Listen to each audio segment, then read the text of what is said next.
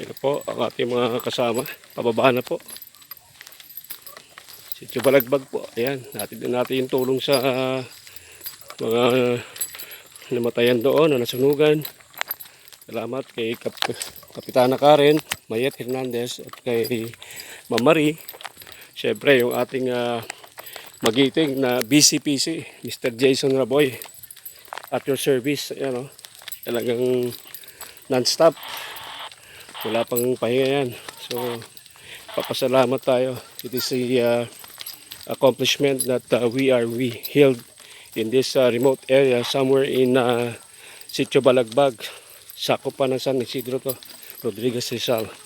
And we are glad to serve and give a sort of help to those family of the tragedy. The fire incident happened last week ago.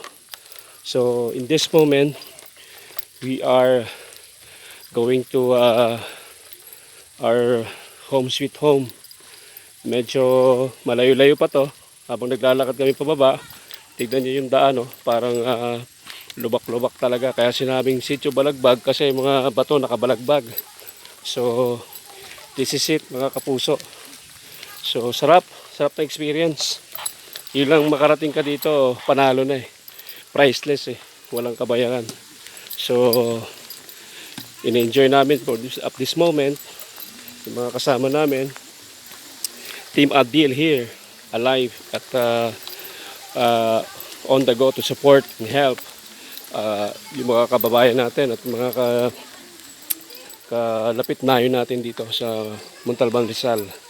So ayan kita yung daanan So yan. Yun. Kami baba na po. Sarap ng pakiramdam. Yung pakiramdam na makatulong ka sa kapwa mo kahit sa simpleng paraan malaking nakakapagpataba ng puso bilang isang individual o bilang isang tao na handang tumulong sa kanyang kapwa. So yan. Yan, fresh na fresh yung tubig galing sa bukal. Yan Yan. So ito, pababa na babang baba.